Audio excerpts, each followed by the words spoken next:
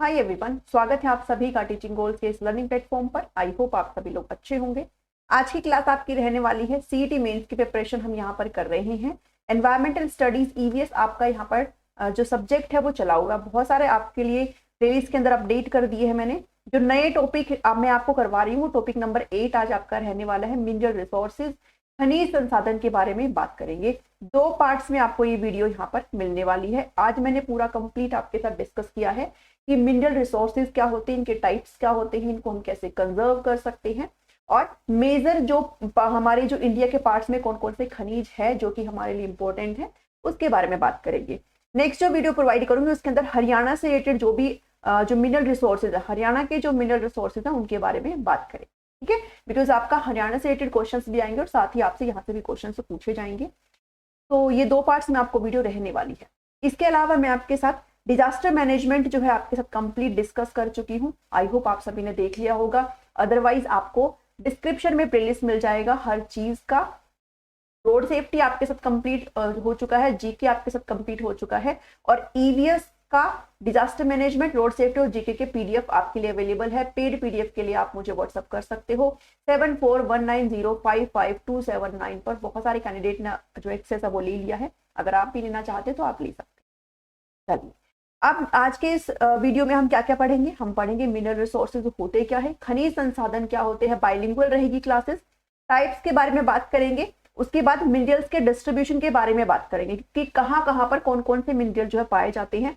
कुछ important minerals के बारे में बात करेंगे, जैसे मैंगनीज को देखेंगे, कॉपर को देखेंगे, गोल्ड को देखेंगे। ठीक है, उसके बाद हम इनका संरक्षण कैसे कर सकते हैं, हम इनको कंजर्व कैसे कर सकते हैं, इन खनिजों को हम कैसे बचा सकते हैं, उसके बारे में बात करेंगे।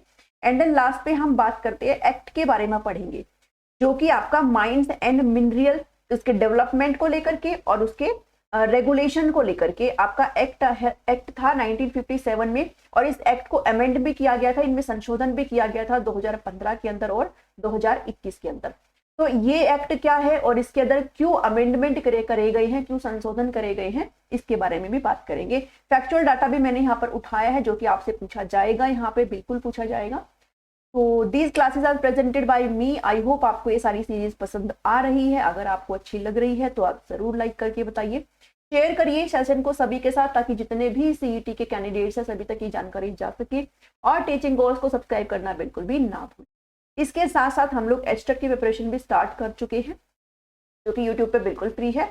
एचपीएससी पीजीटी के लिए मैंने आपको ऑलरेडी एक साइकोलॉजी के लिए, ठीक है, साइकोलॉजी के लिए एक प्लेलिस्ट आपके लिए ऑलरेडी बनवाई हुई है, जो कि इनफ है। इसके अलावा अगर आप नए सिरे से पढ़ना चाहते हैं तो आप धुरीना एप्लीकेशन को डाउनलोड कर लीजिए, वहां पर एक पेड कोर्स मैंने चलाया है, उससे आप एनरोल कर सकते हैं। उसमें भी क्लासेस डालना स्टार्ट हो चुकी है। ठीक है, चलिए फटाफट से बढ़ चलते हैं अपने इस आज की सेशन की तरफ। मिनरल रिसोर्सेज होते क्या है, खनिज संसाधन होते क्या है। देखिए, मिनरल रिसोर्सेज आप वो सब्सटेंस होते हैं जो अर्थ क्रस्ट में पाए जाते हैं और इनका कुछ इकोनॉमिक वैल्यू होता है। मतलब क्या है, ये एक ऐसे खनिज होते हैं जो डीप अंडर द अर्थ पाए जाते हैं, हमारी जो धरती है उसके अंदर पाए जाते हैं, उसकी सतह में पाए जाते हैं। और वो मिनरल्स हमारे लिए रिसोर्सेज का काम, हमारे लिए संसाधन का काम इसलिए करते हैं क्योंकि उनके अंदर कुछ इकोनॉमिक वैल्यू जुड़ी हुई होती है जो हमें फायदा देते हैं। बहुत सारे रिसोर्सेज ऐसे भी होते हैं जो हमें फायदा नहीं देते, तो हम उनको रिसोर्सेज नहीं कह सकते। ठीक है, बहुत सारे मिनरल्स ऐसे होते हैं जिनको हम रिसोर्सेज नहीं कह सकते। तो यहाँ पर आपको डिफरेंस समझना है कि रिसोर्सेज कौन से होंगे और रिसोर्सेज कौन से नहीं होंगे। तो संसाधन वो मिनरल्स होते हैं जो आपको थोड़ा बहुत आपको क्या करे, आपको एक इकोनॉमिक वैल्यू दे, आपके लाभ के लिए हो, आपको फायदा दे, तो वो आपके लिए रिसोर्स का काम करते हैं। बट मान लीजिए अगर कोई मिनरल ऐसा है जिसको अगर आप अर्थ क्रस्ट से निकालते हैं या फिर अगर आप उसका एक्सट्रैक्शन करते हैं, उसके अगर माइनिंग करते हैं, तो जितनी उसकी कॉस्ट है उससे ज्यादा अगर आप उस पर पैसा लगाते हैं तो फिर वो आपके किसी काम का नहीं है ना। अगर मैं कोई भी चीज ले रही हूँ मार्केट से और वो मेरे जो खरीदने, अगर मैं उस पे अगर मैं अपना पैसा ज्यादा लगा रही हूँ जबकि वो मुझे इतना प्रॉफिट देगा नहीं, तो वो मेरे कुछ काम का भी नहीं है। तो इसलिए आपको यहाँ पर समझना होगा कि मिनरल रिसोर्सेज होते कौन से हैं। रिसोर्सेज वही होते हैं जो आपकी किसी ना किसी इकोनॉमिक वैल्यू आपको देते हो, आपके लाभ के लिए हो, आपका अल्टीमेट वहां पर फायदा हो।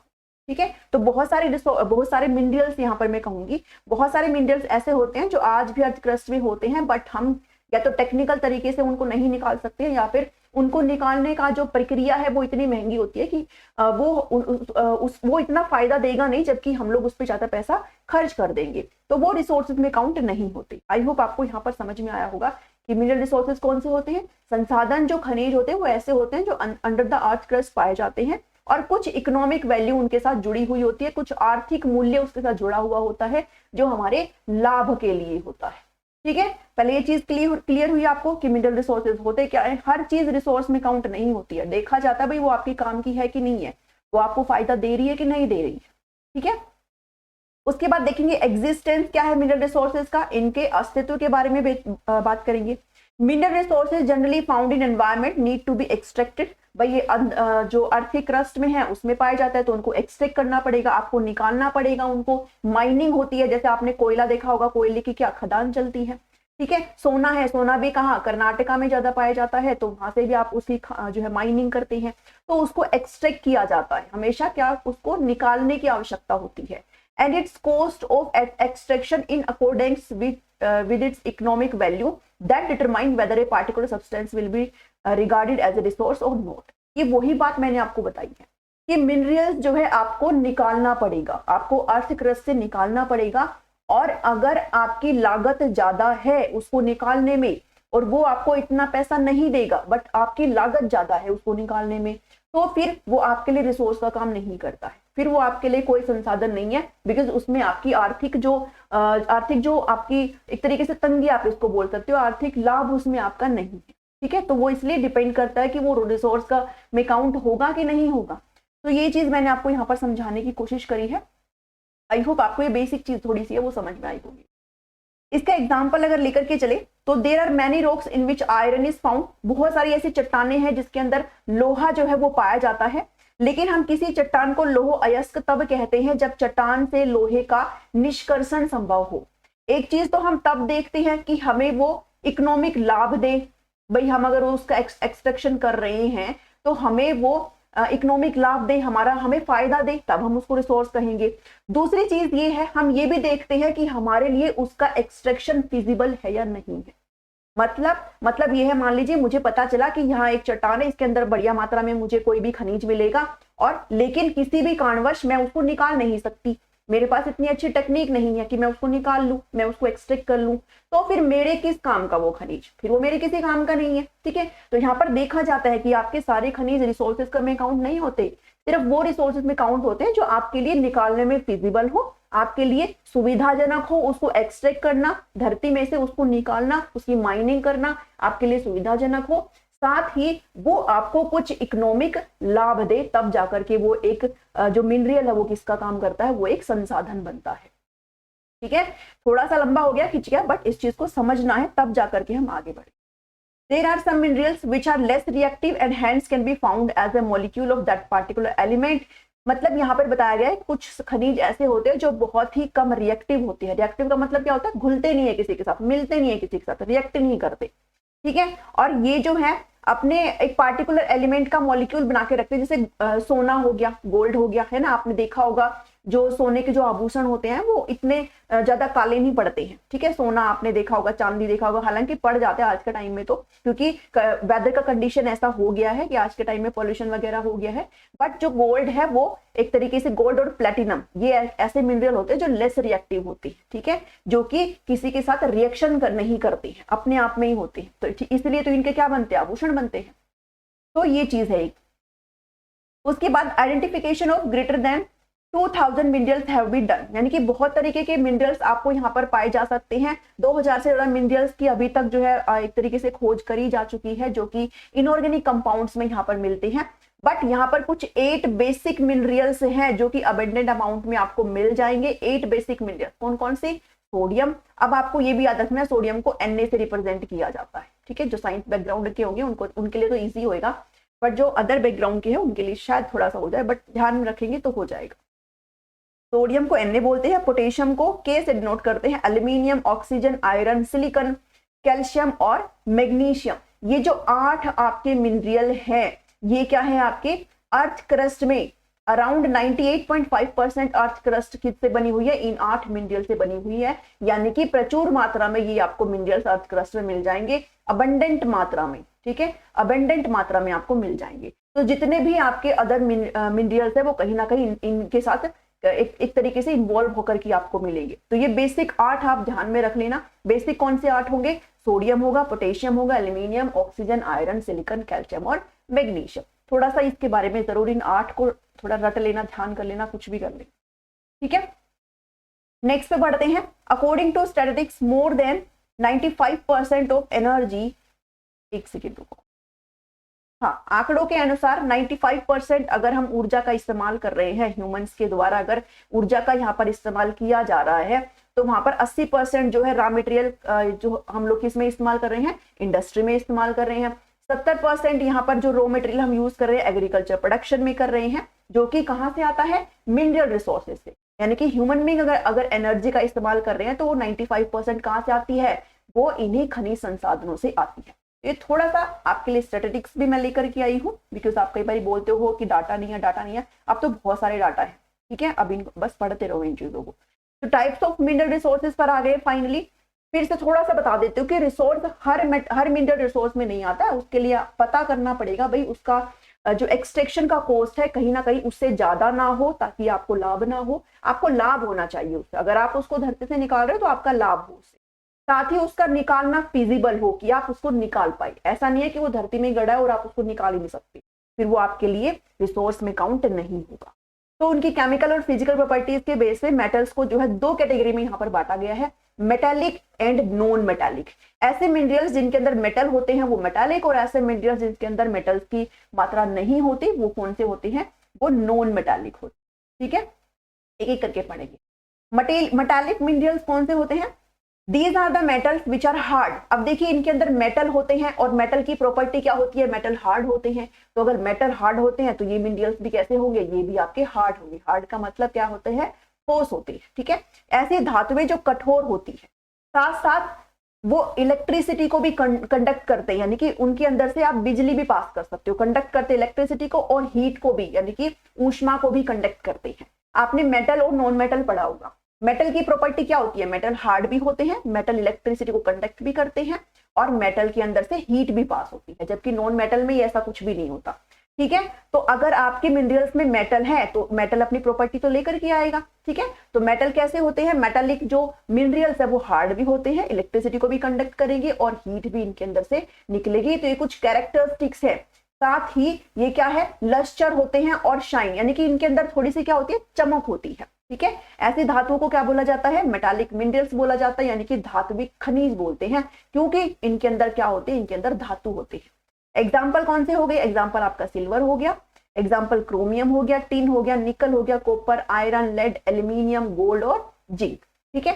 तो ये आपकी क्या है, ये आपके मेटालिक मिनरल्स है, ठीक है। इसके कुछ कैरेक्टरिस्टिक्स देखेंगे, वैसे ऊपर मैंने आपके साथ ही कैरेक्टरिस्टिक्स ही डिस्कस करी है। इसके क्या क्या यहाँ पर लक्षण है, कैरेक्टरिस्टिक्स मतलब विशेषताएं आप बोल सकते हो। तो ये मेटालिक शाइन देते हैं, क्योंकि इनके अंदर मेटल होता है इसलिए ये अपनी एक चमक रखती है, शाइन होता है इनके अंदर एक, ठीक है। और potential source of metal can be got through mining, यानी कि जब जब हम मिनरल्स को जब माइन करते हैं, उसको इसका एक्सट्रैक्शन करते हैं, तो उसका जो पोटेंशियल सोर्स है वो उसको प्राप्त किया जा सकता है। साथ ही metals in their chemical composition, इनके अंदर जो मेटल्स होता है वो एक केमिकल कंपोजिशन में होता है। जब आप इनको मेल्ट करते हो तो फिर आप जितने भी यहाँ पर आपके मेटल्स है उनको यहाँ पर सेपरेट किया जा सकता है। उसके साथ साथ मेटालिक मिनरल्स कंटेन मेटल इन रॉ फॉर्म, यानी कि कच्चे उसमें रूप में होते हैं, ठीक है, कच्चे रूप में होते हैं। आपने देखा होगा ना, बाद में क्या उनको ना उनकी साफ सफाई की जाती है, ओर वगैरह बोलते हैं उनकी, फिर एक्सट्रैक्शन माइनिंग के साथ जब वो कच्चे फॉर्म में होते हैं उनको ओर बोलते हैं, ठीक है। बाद में उनको फिर और साफ किया जाता है। तो जो मेटालिक मिनरल्स होते हैं वो किस फॉर्म में होते हैं, रॉ फॉर्म में होते हैं, जबकि सबसे बिल्कुल अपोजिट आपके नॉन मेटालिक मिनरल्स होते हैं। बस आपने इतनी चीज ध्यान में रख लेनी है, जो मेटालिक मिनरल्स होते हैं उनके अंदर मेटल प्रेजेंट होते हैं, और जो भी मेटल की प्रॉपर्टी होती है वो आपकी सारी इसके अंदर आ जाती है, ठीक है। अब मेटालिक मिनरल्स आपके 2 कैटेगरीज में डिवाइड होते हैं। मेटालिक मिनरल्स आपके जो धात्विक खनिज है वो आपके 2 कैटेगरीज में डिवाइड होती है, जिसके अंदर एक फेरस और एक नॉन फेरस। फेरस का मतलब होता है लोहो। ऐसे मिनरल्स जिनके अंदर लोहा पाया जाता है वो फेरस मिनरल्स होंगे हैं, और ऐसे खनिज जिनके अंदर लोहा नहीं पाया जाता वो आपके नॉन फेरस हो जाएंगे। ठीक है, मैंने आपको मोटे तौर पर आपको बता दिया। नेक्स्ट पे चलते हैं, एक्सप्लेन भी किया गया है तो ताकि आपको पीडीएफ पढ़ने में दिक्कत ना हो। ठीक है, तो फेरस मतलब लोहो, यानी कि इन ये जो ऐसे मिनरल्स, ऐसे खनिज जिनके अंदर क्या पाया जाता है, लोहा पाया जाता है, इनको बोलते हैं फेरस मिनरल्स। यानी कि लोह खनिज उन सभी खनिजों को संदर्भित करता है जिसके अंदर लोहा पाया जाता है। एग्जाम्पल है फेरस मिनरल्स के, क्रोमाइट्स है, आयरन ओर है और मैग्नीज है। ठीक है, about 3/4 of the value of all metallic mineral production is made up of आपका ferrous minerals. And in terms of ferrous mineral reserves and output, India जो है इस मामले में क्या है, एक अच्छी पोजीशन यहाँ पर रखता है। यानी कि जो फेरस मिनरल्स है वो इंडिया के अंदर काफी अच्छे अमाउंट में प्रेजेंट है। ठीक है, ये थोड़ा सा आप चीजें जरूर ये पढ़ने, आपने पढ़ा है ये सारी चीजों को, बस मैं आपको थोड़ा सा यहाँ पर रिमाइंड कर रही हूँ। आपको बस इसे बस एक बार रीड कर लेना, सारी चीजें समझ में आ जाएगी। नॉन फेरस मतलब इनके अंदर क्या नहीं होता, इनके अंदर लोहा नहीं होता, इनके अंदर आयरन का अमाउंट नहीं होता, इसलिए इनको अलोह बोलते हैं। ठीक है, इनको अलोह खनिज बोलते हैं। तो ये आयरन फ्री मिनरल्स होते हैं, इसलिए इनको नॉन फेरस बोलते हैं। इसके अंदर कौन कौन से होते हैं, कॉपर आता है, जिंक आता है, एल्यूमिनियम आता है, बॉक्साइट और अदर्स। ठीक है, और बॉक्साइट को छोड़ करके India has little access to non ferrous metallic minerals. यानी कि बॉक्साइट जो है इंडिया में मिल जाता है, बट उसके बाद अगर इन सब की बात करो तो इंडिया का जो है लिटिल एक्सेस आप उसको कह सकते हो, यानी कि कम, इंडिया के अंदर थोड़े कम ये पाई जाती है। तो ये थोड़ा सा डाटा हो। उसके बाद मेटालिक मिनरल्स हो गए जो कि आपके दो फेरस और नॉन फेरस मिनरल्स में आपके जो कैटेगरीज में डिवाइड थे। अब आपके नॉन मेटालिक मिनरल्स है। मेटालिक मिनरल्स वो थे, वो खनिज थे जिसके अंदर मेटल प्रेजेंट था, धातु प्रेजेंट थी। नॉन मेटालिक सिंपल सी बात है, ऐसे खनिज जिनके अंदर धातु प्रेजेंट नहीं होती। ठीक है, जब आप इनको मेल्ट करेंगे तो इनमें से कोई भी नया सब्सटेंस नहीं निकलेगा, जबकि जब आप मेटालिक मिनरल्स को मेल्ट करेंगे तो उनके अंदर से जो सेपरेट मेटल्स है वो निकाले आप, वो उनको एक्सट्रैक्ट किया जा सकता है। तो नॉन, इनके अंदर कोई भी शाइन नहीं होती है। ठीक है, there is a group of, क्योंकि इनके अंदर मेटल्स होते ही नहीं है, there is a group of chemical elements that when melted do not generate a new product. मैंने आपको अभी बताया ना कि इनके अंदर ऐसा कुछ भी नहीं होता है, इसलिए जब आप इनको मेल्ट करते हो तो कोई भी नया प्रोडक्ट नहीं निकलेगा।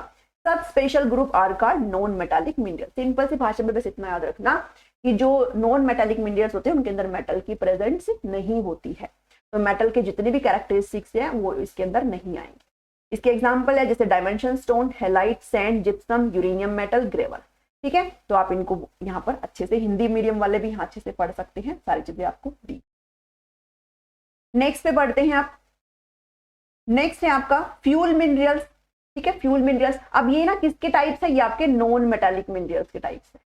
ठीक है, आप इनको कैटेगरीज में डिवाइड किया गया है। मेटालिक मिनरल्स आपके दो कैटेगरीज में थे, फेरस और नॉन फेरस। अब आपके जो नॉन मेटालिक है वो यहाँ पर किसके यहाँ पर बात कर रहे हैं, fuel minerals. Mineral fuel such as, अब फ्यूल मिनरल्स मतलब ईंधन वाले खनिज। तो ईंधन वाले खनिज कौन से होते हैं भाई, कोयला होता है। कोयला कैसे बनता है आप सभी को पता है ना, कोयला कैसे बनता है। पेट्रोल कैसे बनता है ये भी मैंने आपको बहुत बार वीडियो में बताया है। ठीक है, तो पेट्रोलियम और आपका कोयला किसके अंदर काउंट होता है, मिनरल फ्यूल के अंदर काउंट होता है। ऑर्गेनिक होते हैं नेचर में और जनरेट होते हैं ब्रेड, जो नीचे दबे हुए जो जंतु है, एनिमल्स है और प्लांट्स लाइफ। ठीक है, they go by the name of fossil fuels as well, और इनको यहाँ पर जीवाश्म ईंधन नाम से भी जाना जाता है। जीवाश्म ईंधन, ये सब मैं आपको जो प्रीवियस वीडियोस है उसके अंदर अच्छे से कवर करके आई हूँ, इसलिए इतना टाइम यहाँ पर नहीं ले। तो फ्यूल मिनरल्स के अंदर ये सारी चीजें काउंट होती है। अदर नॉन मेटालिक मिनरल्स में आपके साथ डिस्कस किया है, बट फिर थोड़ा सा और यहाँ पर सेम चीज बताई गई है। नॉन मेटालिक मिनरल्स कौन से होते हैं, मीका, लाइमस्टोन, ग्रेफाइट और ऑर्गेनिक, इनऑर्गेनिक होते हैं। ठीक है, वो सारी चीजें मैंने आपके साथ ऊपर भी डिस्कस करी है। अब डिस्ट्रीब्यूशन देख लेते हैं भाई, मिनरल्स का जो है डिस्ट्रीब्यूशन कैसे है, यानी कि इंडिया के अंदर बात करें तो जो खनिज है वो कहाँ कहाँ पर, उनका जो वितरण है वो एक बेसिकली मैंने आपको थोड़ा बताने की कोशिश करी है। इंडिया के अंदर जो खनिजों का वितरण है वो अनइवन है। मतलब अनइवन का मतलब ये है कि असमान है, समान रूप से नहीं है कि भाई आपको थोड़ा थोड़ा मतलब कहीं पर कुछ है, कहीं पर कुछ है, कहीं पर कुछ है, ऐसे ऐसे आपको मिलेगा। तो mineral resources occurrence are linked to specific categories of geological structures. आपको ये जो खनिज है वो कहीं कहीं पर ही देखने को मिलते हैं। ठीक है, तो इंडिया के अंदर पूरा कंप्लीट मैं आज आपको बताऊंगी, और नेक्स्ट वीडियो में हरियाणा के खनिजों की बात कर लेंगे, बिकॉज वो समझना बहुत जरूरी है। ठीक है, तो नेक्स्ट वीडियो में हरियाणा के खनिज की बात कर लेंगे। अभी बस मेजरली देख लेते हैं कि जो मिनरल्स है इंडिया के अंदर वो कहाँ कहाँ पर। तो आपके जो कोयले के रिजर्व है, जो कोयला भंडार है, जो कि आपके फ्यूल मिनरल्स हैं, ये कोयले के भंडार आपके कहाँ पर मिलेंगे, ये आपके गोंडवाना प्रणाली में, गोंडवाना सिस्टम के अंदर स्थित है। गोंडवाना नाम कहाँ से आया है? गोंडवाना नाम एक इंडिया की एक ट्राइब है, गोंड नाम से, गोंड नाम से एक इंडिया की ट्राइब है, वहां से लिया गया है, ठीक है। और वाना का मतलब होता है लैंड, जमीन, ठीक है। तो वहां से ये नाम उठाया गया है। तो यहाँ पर आपको कोयल के रिजर्व मिल जाते हैं। There are significant metallic minerals deposit in the Dharwar में भी और कुदापा सिस्टम में, इंक्लूडिंग कॉपर, लेड, जिंक। इसको एक बार बस पढ़ लेना, आपको ये सारी चीजें सही समझ में आ जाएगी। एक बार ये आपको देखो निकालना तो पड़ेगा दिमाग से, ठीक है। ये चीजें अब ये नहीं है कि मैं समझा दूं तो आपको हो जाएगा, थोड़ा सा आपको देखना पड़ेगा। नेक्स्ट है दामोदर, सोन और महानदी और Godavari valley contains more than 97% of world coal deposit, यानी कि दुनिया का 97% से अधिक कोयला भंडार कहां पर मौजूद है? सोन, महानदी और गोदावरी घाटियों में स्थित है, ठीक है। थोड़ा सा ये डाटा है, इसको जरूर देख लेना। उसके बाद पेट्रोलियम की बात करी जा रही है। पेट्रोलियम के जो भंडार है, इनकी पेट्रोल के जो भंडार है वो मुंबई के ऑफशोर, मतलब ऑफशोर का मतलब होता है तट, ठीक है। मुंबई के तटों पर हाई होते हैं, इन द अरेबियन सी, अरब सागर में, सेडिमेंट्री बेसन ऑफ असम, ठीक है। उसके बाद गुजरात और असम के तलछटी घाटियों में पाए जाते हैं। और कृष्णा, गोदावरी और कावेरी बेसन यहाँ पर कुछ डिपॉजिट रखते हैं। तो ये पेट्रोलियम के बारे में है। आई होप आपको समझ में आ रहा है। मेजर नॉन मेटालिक मिनरल्स की बात करें, नॉन मेटालिक मिनरल्स मैंने आपको बताया जिनके अंदर मेटल नहीं होता। नॉन मेटालिक मिनरल्स कहां पर मिलेंगे?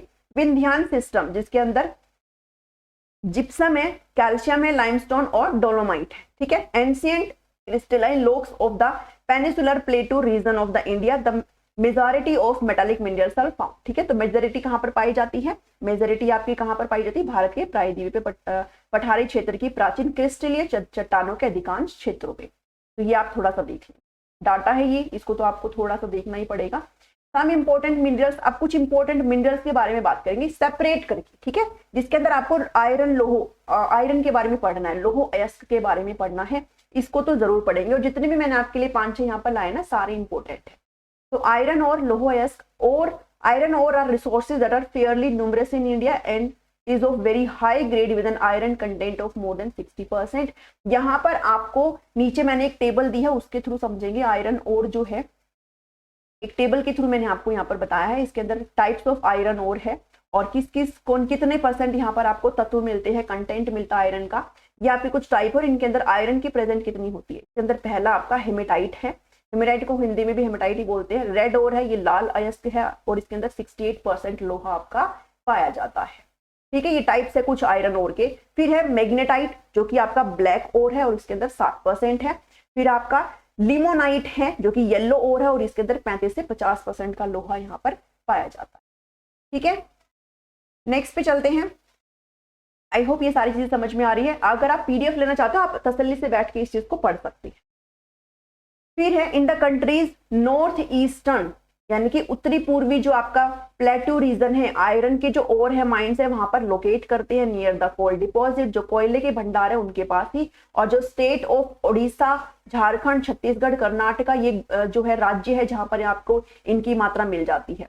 तो मोर देन 95% वर्ल्ड का जो आयरन है और डिपॉजिट है वो कहां पर मिलता है? उड़ीसा के अंदर, झारखंड, छत्तीसगढ़, कर्नाटक, गोवा, तेलंगाना, आंध्र प्रदेश और तमिलनाडु के अंदर मिलता है। ये थोड़ा सा डाटा है भाई, ठीक है, ये तो आपको थोड़ा देखना ही पड़ेगा। उसके बाद बढ़ चलते हैं मैग्नीज के अंदर। मैग्नीज, इसको हिंदी में भी मैग्नीज ही बोलते हैं। इसके अंदर कहां पर मिलता है? उड़ीसा में, मध्य प्रदेश में, महाराष्ट्र, कर्नाटक, आंध्र प्रदेश, यहाँ पर इनके जो है की प्रोडक्शन रीजन है, मतलब प्रमुख उत्पादन क्षेत्र आप इनको बोल सकते हो, ठीक है। उसके बाद महाराष्ट्र के नागपुर और भंडारा जिलों से लेकर के मध्य प्रदेश के बालाघाट और छिंदवाड़ा जिलों तक एक बेल्ट में भारतीय कुल मैग्नीज अयस्क का 78% से अधिक हिस्सा है, ठीक है। ये भी आप देख लेना। नेक्स्ट पे चलते हैं। लार्जेस्ट प्रोड्यूसर जो मैग्नीज का है वो कौन है?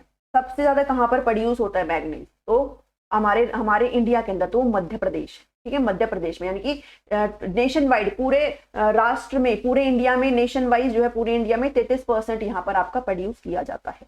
दूसरा सिग्निफिकेंट प्रोड्यूसर कौन है? कर्नाटक है।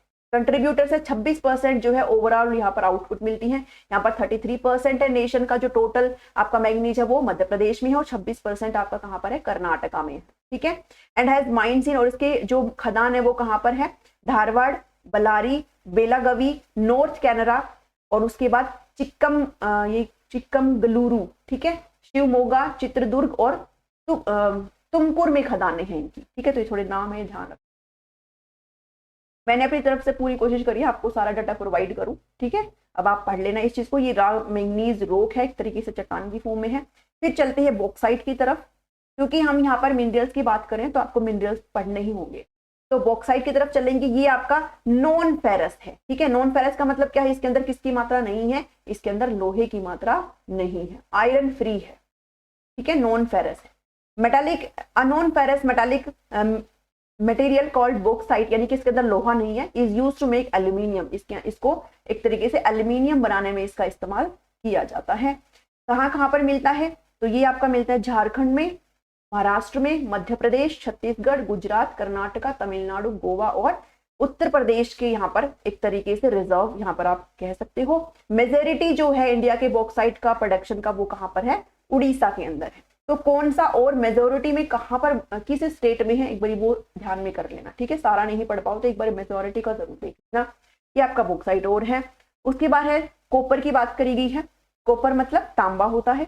कॉपर की तो आपने वायर भी देखी होगी ना, इलेक्ट्रिसिटी में इसका बहुत सारा काम होता है, ठीक है। बिजली के जो केबल होती है, जो तारे होती हैं, for the manufacture of cable, electric Motors, है ना, बिजली के अंदर इसका थोड़ा ज्यादा होता है। ट्रांसफॉर्मर में, जनरेटर में कॉपर क्या है, एक क्रूशियल मेटल होता है किसके अंदर, इलेक्ट्रिकल सेक्टर में, ठीक है। आपके जो आपका बिजली का जो क्षेत्र है उसके अंदर बहुत इंपॉर्टेंट रोल प्ले करता है कॉपर, क्योंकि इससे आपकी जो तारे होती है ना वो आपकी बनती है। तो ये इसका मेन यूज है। इन terms of copper reserve and production, India क्या है, एक डेवलपिंग नेशन है, मतलब इस पे जो है इंडिया एक विकासशील है, ठीक है। पूरी तरीके से विकसित नहीं है, बट यहाँ पर डेवलपिंग है। मेजर कॉपर के और जो यहाँ पर रिसोर्सेज के हैं वो कहाँ पर पाए जाते हैं, राजस्थान के अंदर, झुंझुनू, अलवर, ठीक है, अलवर के अंदर राजस्थान में, और बालाघाट मध्य प्रदेश के अंदर, और इसके अलावा सिंहभूम झारखंड के अंदर आपको ये रिसोर्स मिल जाएंगे कॉपर के। नेक्स्ट पे चलते हैं। नेक्स्ट है गुजरात, कर्नाटका, इसके अलावा जहां पर मैंने आपको ऊपर बताया गुजरात, कर्नाटका, आंध्र प्रदेश, उत्तर प्रदेश, सिक्किम, मेघालय, महाराष्ट्र और वेस्ट बंगाल, यहाँ पर भी आपको डिपॉजिट मिल जाएंगे, बट ज्यादा आपको राजस्थान में और आपको मध्य प्रदेश में मिलेंगे, ठीक है, और झारखंड में मिलेंगे, यहाँ पर आपको कम मिलेंगे। इंडिया को जो लार्जेस्ट कॉपर प्रोड्यूसर है वो आपका कौन है, मध्य प्रदेश है। तो ये एक जो मेन डाटा ना जहां पर ज्यादा प्रोडक्शन होती है वो ध्यान में रख लेना। जैसे आप इसका क्या याद रखेंगे कॉपर का, ये मध्य प्रदेश, ठीक है, ज्यादा अमाउंट में, और वो जो झुंझुनू है उसको भी थोड़ा ध्यान में। उसके बाद है आपका the Khetri Singhana belt in the Jhunjhunu district is the most significant copper produce, वो मैंने आपको ऊपर आपके साथ डिस्कस किया, राजस्थान में अलवर और झुंझुनू की बात हुई है, ठीक है। और ये आपका सेकेंड लार्जेस्ट प्रोड्यूसिंग स्टेट है। पहला कौन सा है, पहला आपका एमपी हो गया, और दूसरा आपका कौन सा हो गया, राजस्थान, ठीक है। तो ये पहला और दूसरा जरूर ध्यान में रख लेना। इंडिया मस्ट बाई, अब ये नहीं है भाई डेवलपिंग है, मतलब पूरी तरीके से कॉपर के मामले में डेवलप नहीं है इंडिया, तो अब कॉपर की खपत इतनी ज्यादा है कि हम इतनी निकाल नहीं पा रहे हैं, निकाल नहीं सकते, तो जो कॉपर है वो बाहर से भी मंगाया जाता है, कि बाहरी कंट्री से भी आपका जो कॉपर है वो मंगाया जाता है।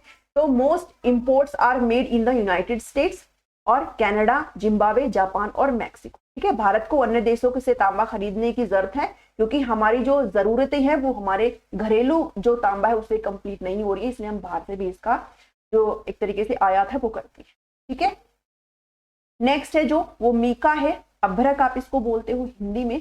The electronic and electrical sector, यहाँ पर भी आपका मीका का इस्तेमाल होता है, जो भी आपका बिजली का सेक्टर है, बिजली क्षेत्र है, उसके अंदर आपका मीका का इस्तेमाल होता है। इट में बी डिवाइडेड इनटू इनक्रेडिबली, अब मीका से आप बहुत ही थिन और एक लचीली शीट का निर्माण कर सकते हो। लार्जेस्ट प्रोड्यूसर जो है शीट मीका का वो कौन है, इंडिया है, और India has a large amount of mica but only 3, मतलब large amount of mica India के अंदर है, अभ्रक के मामले में इंडिया ठीक है, बट यहाँ पर 3 मेजर बेल्ट आपको मिलेगी जहां पर इसकी मीका जो है वो एक तरीके से निकाली जाती है, आंध्र प्रदेश में, झारखंड में और बिहार और राजस्थान, ठीक है। तो बिहार, ये आपको थोड़ा सा 3 जो चीजें वो ध्यान में रख लेनी है, कहाँ कहाँ पर मिलता है। State of Bihar and Jharkhand are blessed with ruby mica, तो रूबी मीका कहाँ पर मिलता है, आपका बिहार में और झारखंड में, ठीक है, ये इंपॉर्टेंट है।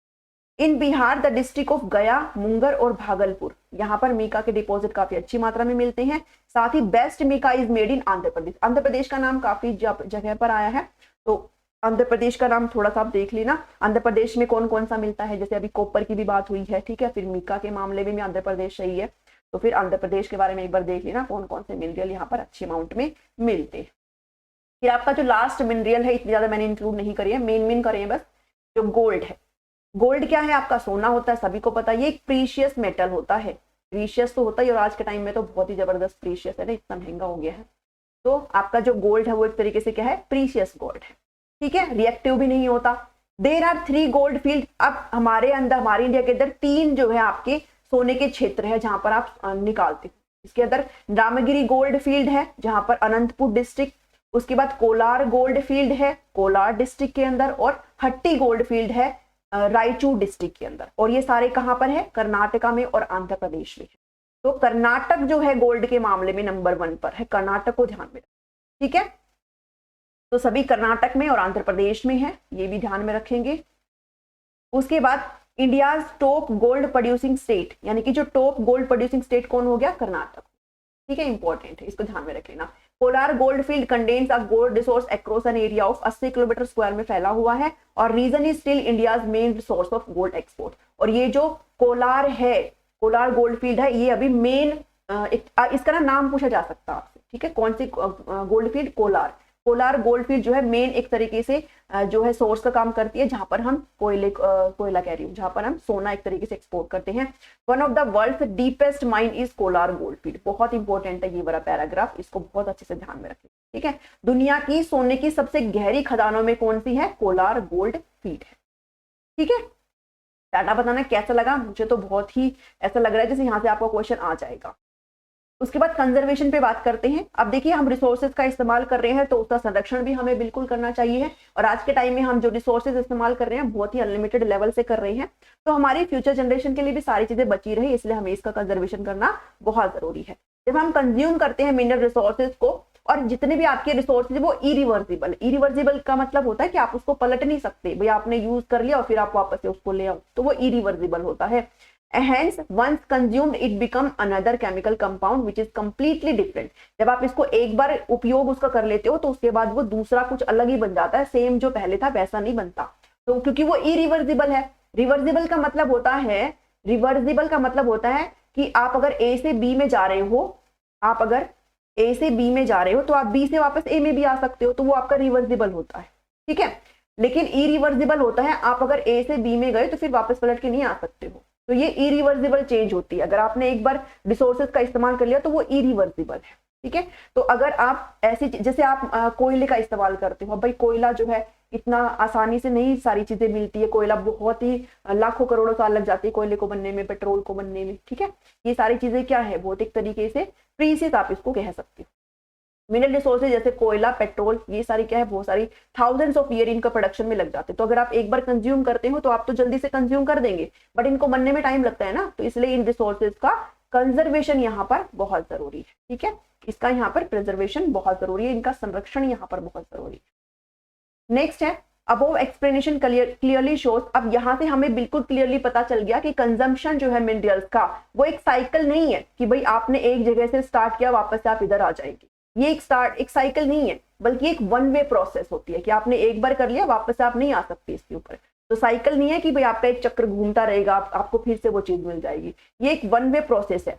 तो इससे आपको ये पता चलता है, ये आज के टाइम की डिमांड हो चुकी है कि हमें जितने भी मिनरल्स हैं उनको कंजर्व भी करना है। तो आप इनको कैसे कंजर्व कर सकते हो, इनका तरीका यहाँ पर आप देख सकते हो। पहली बात है कि आपको रिडक्शन करना चाहिए। अगर आप कंजम्पशन कर रहे हो रिसोर्सेज का, जैसे पेट्रोल का अगर कर रहे हो, कोयले का अगर कर रहे हो, तो आप उनका कम से कम करो। अगर कर भी रहे हैं तो हमें कोई अल्टरनेटिव देखना होगा, कोई एक अलग तरीका देखना होगा। जैसे हम लोग बिजली पे आज के टाइम पर भी मैक्सिमम किस पे डिपेंड करते हैं, कोयले पर डिपेंड करते हैं, बट बिजली बनाने के और भी तरीके होते हैं। जैसे हम सोलर एनर्जी को यूज कर सकते हैं, विंड एनर्जी को यूज कर सकते हैं, ठीक है, हाइड्रो एनर्जी को यूज कर सकते हैं, यहाँ पर पानी से भी बिजली बन सकती है। तो वो कहीं ना कहीं हमारे लिए एफिशिएंट भी है और हमारे रिसोर्स भी बच जाएंगे, ठीक है। तो एक तरीका ये हो सकता है कि हम किस पे शिफ्ट कर जाए, हाइड्रो पावर पे शिफ्ट कर जाए, सोलर पावर पे शिफ्ट कर जाए। ये आपका अल्टरनेटिव एक बेस्ट तरीका हो सकता है। इससे हमारा जो कोयला है वो कंजर्व हो जाएगा और हमारे एनवायरमेंट में एक तरीके से संरक्षित हो जाएगा। और पेट्रोल का इस्तेमाल करने की बजाय आज के टाइम में इलेक्ट्रिक व्हीकल यहाँ पर आ गए हैं, तो हमें इलेक्ट्रिक व्हीकल का इस्तेमाल हम कर सकते हैं ताकि हमारा पेट्रोल भी बच जाए। तो ये कंजर्वेशन है। नेक्स्ट जो हमें बताया गया है कि हम मिनिमाइज कर सकते हैं द रेजिड्यू और द वेस्टेज। जो हम एक तरीके से, रेजिड्यू मतलब होता है जो लेफ्ट अमाउंट रह गया है, जो वेस्टेज हमने प्रोड्यूस करी है, जब हम कोई भी मेटल को एक्सट्रैक्ट करते हैं तो हम उसको मिनिमम करके हम ये सारी चीजों को कर सकते हैं। भाई हम कम से कम क्या करें, वेस्ट करें, उसका जो रेजिड्यू है, जो उसका लेफ्ट अमाउंट है वो उसको कम से कम छोड़े। उसके बाद 3 R। अब ये R तो बहुत बारी आए हैं, ठीक है, हमने पीछे भी एक वीडियो में जो है इन 5 R को डिस्कस किया था, 3 R को डिस्कस किया था। तो 3 R कौन से होते हैं, रिसाइकल, रिड्यूस और रीयूज। आपको चीजें अगर यूज कर लिए तो आप उसको रिसाइकल करिए, आप उसको अदर पर्पज के लिए यूज कर सकते हो, और उसका आप कम यूज करिए और साथ ही अगर आप यूज करें तो आप उसको रीयूज भी कर सकते हैं। Will helpfully significantly in conserving these resources. एक गुड एग्जांपल यहाँ पर क्या हो सकता है कि आपके जो स्क्रैप मटेरियल्स हैं, मेटल्स हैं, जो आपके कहीं ना कहीं काम के नहीं है, आप उनको रिसाइकल भी यहाँ पर कर सकते हो। तो रिसाइकलिंग जो है एक बेस्ट यहाँ पर तरीका हो सकता है। Consumption of metal, consumption of metal in better plant. अगर आप कंज्यूम कर रहे हैं अपने मेटल्स को या फिर किसी भी मिनरल्स को अगर आप कंज्यूम कर रहे हो तो आप एक बेटर प्लान तरीके से करें, एक सस्टेन तरीके से करें, आप एक ऐसे अच्छे तरीके से करें कि आपकी जो फ्यूचर जनरेशन आने वाली है उनके लिए भी सारी चीजें बनी रही। तो ये कंजर्वेशन है। नेक्स्ट आपके लिए एक एक्ट है, इस एक्ट को भी समझना है, mines and mineral development and regulation act 1957, Khan और खनिज विनियम और विकास अधिनियम 1957। ये 1957 वाला एक्ट क्या है और इसके बाद इसको 2015 में अमेंडमेंट किया गया। क्यों इसका संशोधन हुआ 2015 में, ये बात करेंगे। और लेटेस्ट इसका संशोधन 2021 में हुआ है, तब क्यों किया गया इसके बारे में भी बात करेंगे। ठीक है, तो ये एक्ट भी आपने पढ़ना जरूरी है। थोड़ी लंबी होगी ये क्लास, बट सारी चीजें बहुत इंपॉर्टेंट। इंडियन जो पार्लियामेंट है, भारतीय संसद ने भारत में खनन क्षेत्र को एक तरीके से रेगुलेट करने के लिए ये नियम आपके सामने लाया था। भाई जितने भी आपकी माइनिंग की जो चीजें हैं उनको कंट्रोल किया जा सके। ठीक है, ऐसे तो फिर कोई भी माइनिंग कर लेगा, है ना, ऐसे तो फिर कोई भी, अब सारी चीजें गवर्नमेंट के अंडर में है। ऐसे तो फिर अगर कर्नाटका में गोल्ड मिलता है तो फिर कोई भी लग जाएगा ना। तो फिर रेगुलेट करते हैं माइनिंग सेक्टर कौन, गवर्नमेंट रेगुलेट करती है, और इसी के लिए इस एक्ट को यहाँ पर लाया गया था। This act forms the basic framework of mining regulation. Bharat के अंदर अगर आप खनन करते हो तो उसका एक ढांचा होता है, एक पर्टिकुलर ढांचे से आप चलते हैं, आप सारे रूल्स को, नियम कायदे कानून को मान करके चलते हैं, और ये सारे नियम कायदे कानून इस एक्ट के अंदर बताए गए थे 1957 वाले एक्ट के अंदर। This act is applicable to all mineral except. अब ये जो एक्ट है वो सभी खनिजों के लिए था, सभी जो मेन जो खनिज उनके लिए था, छोड़ करके जो आपके माइनर खनिज है, जो मतलब आपके छोटे खनिज है उनके लिए, इनको छोड़ करके, ठीक है, और एटॉमिक मिनरल्स को छोड़ करके। It details the process and conditions for acquiring a mining and mining license. आप माइनिंग के लिए लाइसेंस कैसे यहाँ पर प्राप्त कर सकते हैं, इसकी प्रोसेस वगैरह के लिए था, मतलब माइनिंग सेक्टर के लिए था। आप कैसे उसका जो कोई भी मिनरल्स है उसका, भाई अगर आप एक्सट्रैक्शन करते हो उसकी माइनिंग तो करेंगे ना, उसको खोदेंगे तो सही। तो minor minerals comes under the purview of state government. जो भी आपके माइनर मिनरल्स थे वो किसके अंतर्गत आते हैं, वो आपके राज्य सरकार के अंतर्गत आते हैं। ठीक है, river sand is considered a minor mineral. जो आपके नदी की रेत है उसको गौण खनिज यहाँ पर माना जाता है। नेक्स्ट पर चलते हैं। For mining and prospecting in forest land the prior permission is needed. कहने का मतलब है अगर नियम यहाँ पर बनाए गए हैं तो इसके लिए आपको किस चीज की रिक्वायरमेंट है, इसके लिए आपको अनुमति की आवश्यकता है, गवर्नमेंट की अनुमति की आपको यहाँ पर लेनी पड़ेगी, आपको लाइसेंस वगैरह प्रोवाइड करने के लिए एक्ट लाया गया था। फिर इसके अंदर 2015 में आया अमेंडमेंट, इसको संशोधन किया गया। क्यों संशोधन किया गया 2015 में इसको, क्योंकि पहले जो लाइसेंस वगैरह दिए जाते थे ना वो इस बेस पर दिए जाते थे कि पहले आओ पहले पाओ, यानी कि फर्स्ट कम फर्स्ट सर्व वाली सर्विस थी। तो इसके बेस पे जो चीजें थी वो आपके ट्रांसपेरेंट नहीं थी, मतलब पारदर्शिता नहीं थी, और साथ ही आप डिस्क्रिमिनेशन अब यहाँ पर बोल सकते हो कि पक्षपात टाइप था, भाई जो पहले आएगा वही यहाँ पर लाइसेंस ले जाएगा। तो इस चीज को फिर चेंज किया गया कि भाई ये वाला हम चीजें नहीं रखेंगे, पहले आओ पहले पाओ के बेस पर हम सारी चीजें नहीं करेंगे। यहाँ पर एक तरीके से ऑक्शन जो है रखी जाएगी, कि क्या किया जाएगा, यहाँ पर ऑक्शन टाइप में सारी चीजें करी जाएगी। The amendment was propose to bring transparency, यानी कि पारदर्शिता लाने के लिए, माइनिंग के लाइसेंस प्रोसेस में पारदर्शिता लाने के लिए यहाँ पर किया गया कि पहले आओ पहले पाओ वाली चीजें नहीं करेंगे। और इसके अलावा जो अमेंडमेंट है seeks to introduce a system of auction to allocate mining license, और यहाँ पर फिर किस चीज को लाया गया, किस सिस्टम को इंट्रोड्यूस किया गया, ऑक्शन की। ठीक है, ऑक्शन आपको पता होगा ना, नीलामी की एक प्रणाली को यहाँ पर शुरू किया गया। तो संशोधन किस लिए किया गया था, पहले आओ पहले पाओ वाली चीज को खत्म करने की। यहाँ पर एक फिक्स्ड परसेंटेज था, to the revenue of any mine will be allocated to the department of area. अब जो एक फिक्स्ड परसेंटेज था, भाई गवर्नमेंट भी तो अपना हिस्सा लेगी ना, तो जो एक फिक्स्ड परसेंटेज था वो किसके पास जाएगा, रेवेन्यू का, वो जो भी एरिया है उसके डेवलपमेंट अथॉरिटी के पास जाएगा, और इसको डिस्ट्रिक्ट मिनरल फाउंडेशन यहाँ पर कहा जाएगा। लाइसेंस की जो वैलिडिटी है वो 50 साल करी गई, पहले आपकी 30 साल थी, उसको 50 साल करी गई। और उसके बाद कहा गया कि आपका रीन्यू नहीं होगा लाइसेंस, बल्कि आपको री ऑक्शन यहाँ पर करना पड़ेगा, यानी कि नीलामी में आपको फिर से भागीदारी करनी पड़ेगी, आपका उसको रिन्यूएबल उसका नहीं किया जाएगा। फिर बात आई 2021 में अमेंडमेंट हुआ। ठीक है, 2021 में जो अमेंडमेंट हुआ इसको यहाँ पर लाया गया ताकि क्या हो, बूस्टअप होके इंडिया की जो जीडीपी है, ठीक है, जो ग्रोस डोमेस्टिक प्रोडक्ट है, उस जो जीडीपी है वो 5 ट्रिलियन डॉलर, और उसकी जो जॉब पोटेंशियल है अगले आगामी 5 साल में उसको यहाँ पर डबल किया जा सके। जो एक तरीके से जॉब अपॉर्चुनिटी है इस माइनिंग के क्षेत्र में, वो बहुत ज्यादा लोग यहाँ पर काम करते हैं, तो इसको भी और ज्यादा अच्छे लेवल पर बढ़ाने के लिए इस चीज को 2021 वाले एक्ट को यहाँ पर लाया गया, इसको अमेंडमेंट इसका संशोधन इसका किया गया। तो इस रिफॉर्म्स के तहत, इस सुधार के तहत गवर्नमेंट ने यहाँ पर एक मेजर बूस्ट किया है, किसको, ऑक्शन ऑफ मिनरल ब्लॉक्स, जितने भी आपके जो खनिज ब्लॉक है उनकी नीलामी में, और इंक्रीजिंग प्रोडक्शन, जो आपका प्रोडक्शन है खनिज का वो भी बढ़े, इंप्रूविंग, यानी कि अगर आप बिजनेस करते हो, आप यहाँ पर देश में व्यापार में जो करने में आसानी में सुधार हो, और सकल घरेलू उत्पाद यानी कि जीडीपी में खनिज उत्पादक के योगदान को बढ़ावा यहाँ पर दिया जा सके। तो एक तरीके से आपका जो जीडीपी है उसको बूस्टअप करने के लिए 2021 वाले जो अमेंडमेंट है इसको यहाँ पर किया। ठीक है, तो आज के इस वीडियो में इतना ही है। आई होप आपको ये चीजें समझ में आई होगी। अगर अच्छा लगा है तो इसको जरूर लाइक करें, शेयर करें सभी के साथ, और सब्सक्राइब करना ना भूलें टीचिंग गोल्स को। मिलती हूँ नेक्स्ट वीडियो में। Thank you, thanks for watching.